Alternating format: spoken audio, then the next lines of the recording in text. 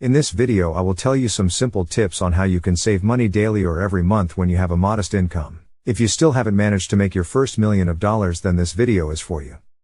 Low-wage workers frequently experience discouragement when it comes to finding ways to save money. You might not have much left over to put away in your savings or investment accounts when you're just making a little wage. In actuality, those with lesser incomes do have a slight edge over those with greater incomes, and they frequently have smaller expenses. Monthly costs are typically substantially cheaper and only cover a few smaller obligations. There is probably no money being wasted on expensive lease payments for luxury automobiles and huge mortgage payments, as car repairs are included in their rent bill. People with higher incomes are frequently trapped in a vicious cycle of spending the majority of the money they make. Before you say there's no way you could possibly save any money, try implementing these strategies. If you enjoy videos about money, personal finance and investing, all topics that will help you better your financial future, consider subscribing to the channel and hit the notification icon to be notified of new videos. Housing expenditures are typically the single highest item in most budgets, with the average mortgage payment in the United States being over $1,000 per month. If you found this video to be helpful, then click the like button.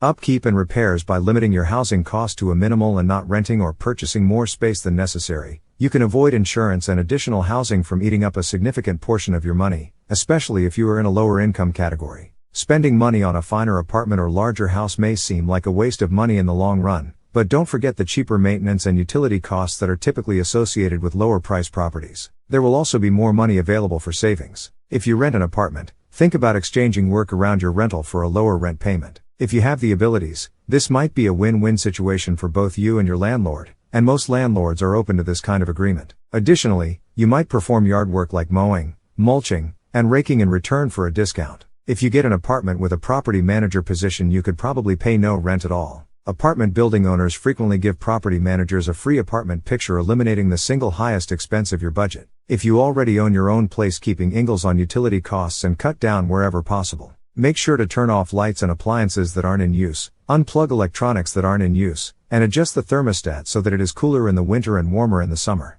This will result in a small reduction in your utility costs and less wear and tear on your climate control systems. Reduce the hot water heater's temperature so that the water isn't maintained overly hot and close to boiling. Take shorter showers to save money on your water bill. Maintain the home, keeping it in good condition, and make sure the systems are running at optimum efficiency to not only prolong their lifespan and reduce maintenance costs but to burn less fuel in the interim. Avoid cosmetic upgrades like new wood flooring or quartz countertops that won't provide savings. Transportation costs are another significant expense for many. The cost of buying a car, ensuring its maintenance, and registering it are all expensive things, but most people are unaware of just how expensive driving is. When you consider gas, maintenance, and the depreciation of the car's value, it could easily be around 50 cents per mile. Even a few dollars per week can make a difference. If you drive for half an hour to the store and half an hour back, you've probably driven at least 30 miles at a cost of $15 per hour driven. If you can, try walking or biking instead of driving, especially if your neighborhood is conducive to these activities. When available, take advantage of free transportation. Even if you leave your car parked 1 or 2 days per week rather than driving it every day, there will be a savings, not to mention the health benefits of doing so. The credit card firms claim that the average interest rate on this form of debt is above 17%, which indicates that in addition to adding to your monthly commitments, you are also delaying financial freedom by paying exorbitant amounts of interest. This means that if you pay off debt fast or refrain from taking on debt at all, you'll pay less interest overall and have more money in your pocket. For example, if you carry a balance of $10,000 over the course of a year, you'll have paid $1,700 in interest alone. After all, what's the harm in stopping for a few drinks and dinner out after a busy week at work? However, dinner and a movie out for 2 people could easily cost more than $100, which is a lot of money for low earners. Instead of going out for a night on the town, invite friends and family over for a potluck dinner. Not only will there be more food and leftovers, but there will also be more of it. Instead of paying exorbitant prices at the movies, watch movies at home with a cheap streaming service and make your own popcorn. You should also take advantage of free entertainment options and activities that will keep you in shape,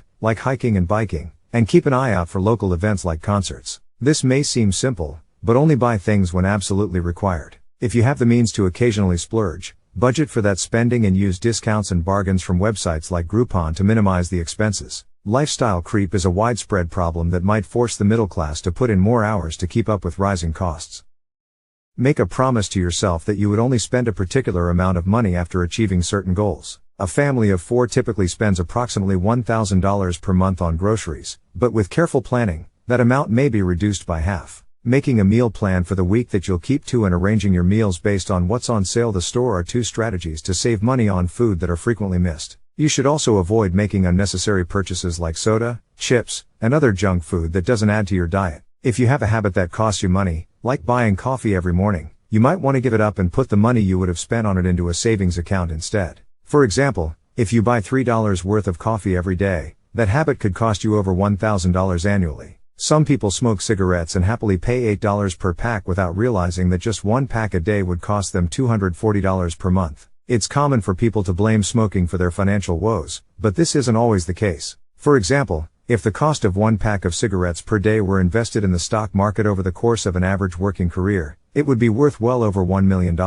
This is a significant sum to put into a savings account, and it could certainly add up quickly over time. It's best to incorporate a written budget into your financial plan because many people argue that they don't need one because they are aware of their monthly spending but are unable to explain why they are broke at the end of each month. With a zero-sum budget, every dollar of your income is allocated to a specific purpose. If there is any money left over after covering all expenses, put it into savings to reduce the temptation to spend it. By making a plan for every dollar earned, you can prevent wasting money on pointless, impulsive, and unnecessary purchases. More money in your wallet or checking account is the subconscious signal that there is extra available for spending. It is recommended to keep about 1 month's expenses in your checking account. Any extra left there could potentially be wasted on unnecessary spending, making it important to automate your savings to start saving money right away without having it sit around in your bank account burning a hole in your pocket. Is ideal, but if it's not possible due to your payment method, a backup alternative is to have a check automatically withdrawn from your checking account. If you're living paycheck to paycheck and it seems impossible that you can ever get ahead, consider that almost every single budget has expenses that could be cut out with varying degrees of feasibility.